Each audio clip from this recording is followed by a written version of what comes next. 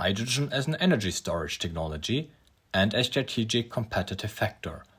A paper presented on the 47th International Vienna Motor Symposium on Renewable Energies and Storage, written and presented by Lukas and Christoph Nagl from MAT Energy Systems.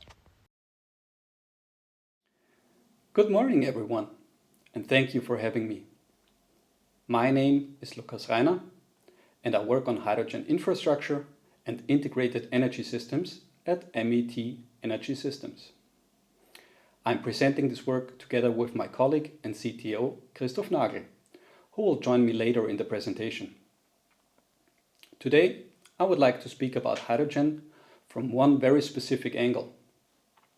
Not as a single technology, not as a slogan, but as part of an integrated hydrogen energy hub.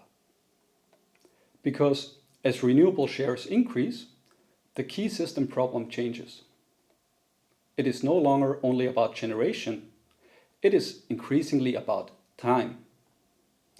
When does electricity arrive? How long do imbalances last?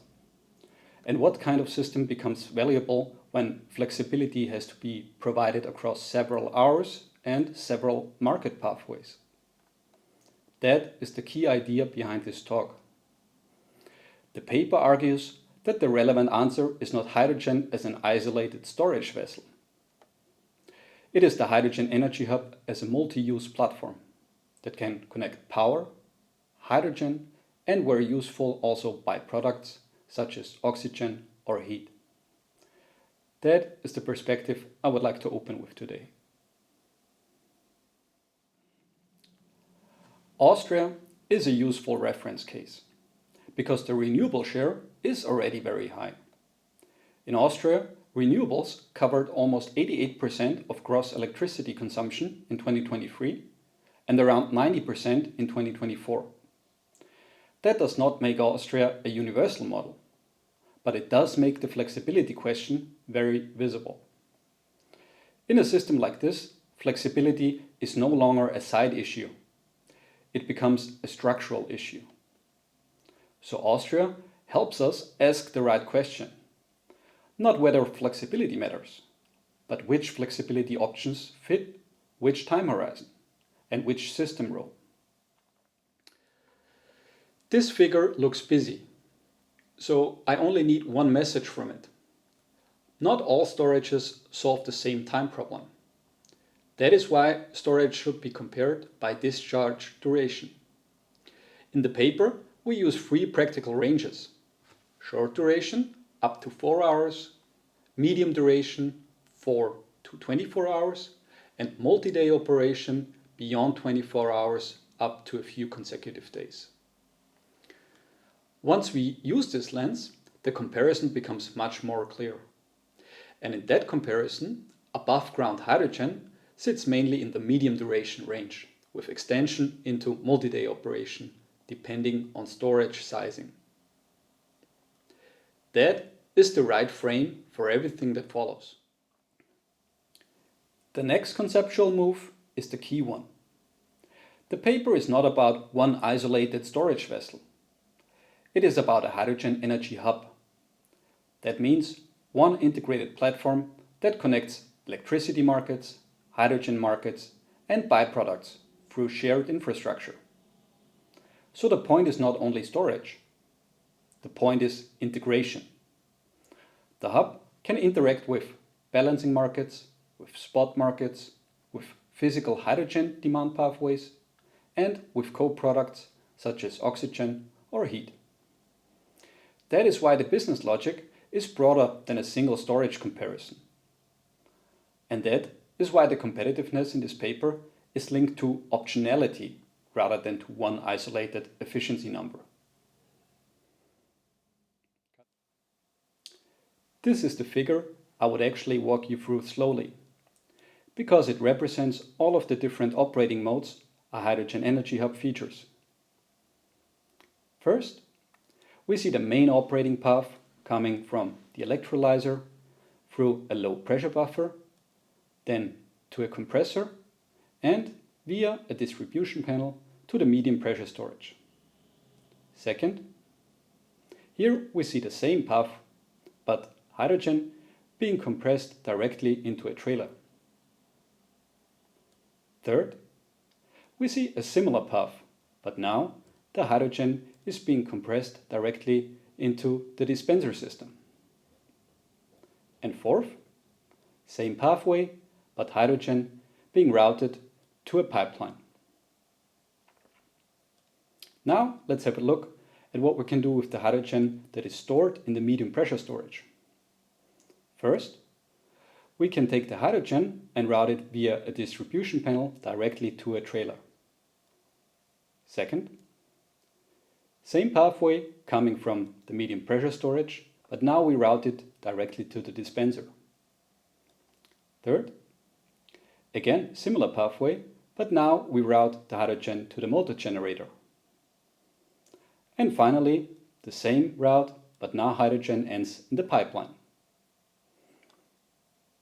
So this is not one fixed operating path.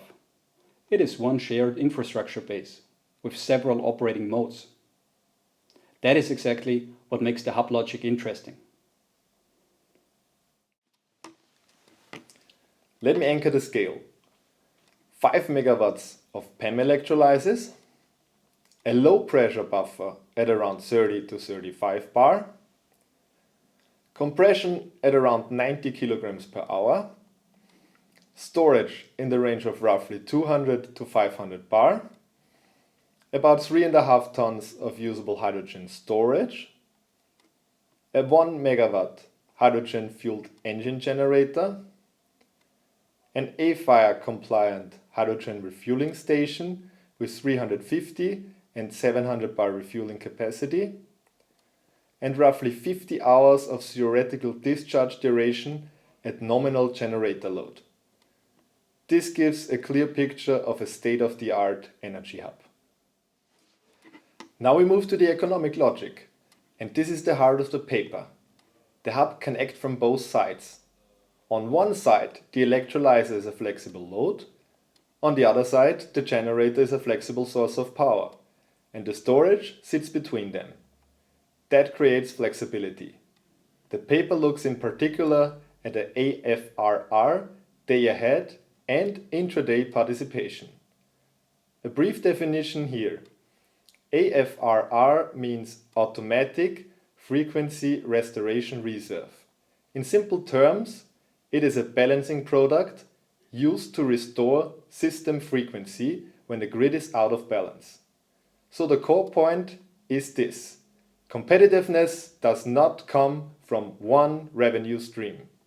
It comes from the ability to switch between several value pathways depending on prices, market commitments, inventory, and hydrogen demand. This is especially important because one of the hardest problems in hydrogen is offtake. Many projects depend very heavily on one long-term buyer or one strong demand assumption. That creates concentration risk. The hydrogen energy hub changes that logic. It does not remove demand risk, that would be too strong, but it reduces exclusive dependence on one single offtake pathway. Physical hydrogen demand becomes one revenue layer among several. That includes refueling, that can include trailer loading, and it can include further hydrogen pathways where available. So the hub does not solve the demand question by optimism, it solves it by diversification and shared infrastructure use. The paper is deliberately careful on economics. It uses LCOS as a technical cost baseline. LCOS means levelized cost of storage. And here it is applied to the power to hydrogen to power pathway. The central case value is around 850 euros per megawatt hour, excluding electricity purchase costs.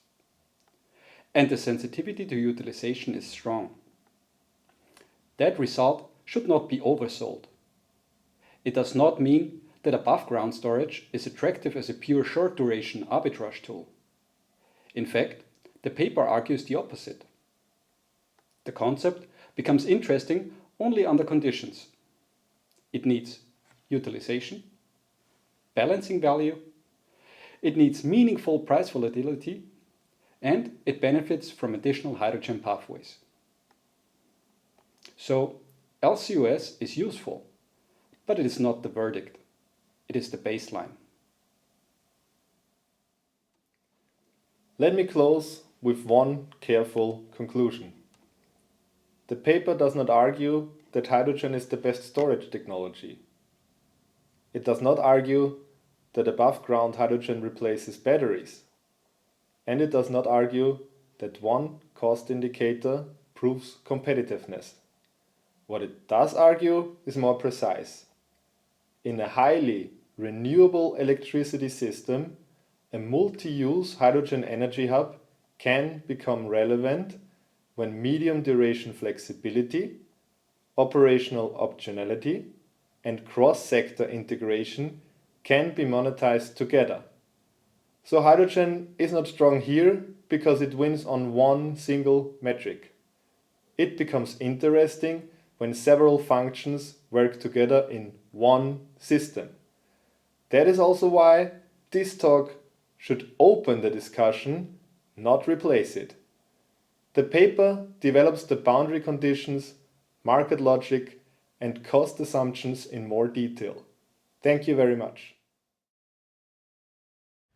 Christoph Nagl and Lukas are working together at MAT Energy Systems, developing hydrogen-based technologies for almost a decade. Their personal experience, input from peers, and especially input from industry partners have been condensed in this paper about hydrogen as an energy storage technology and a strategic competitive factor.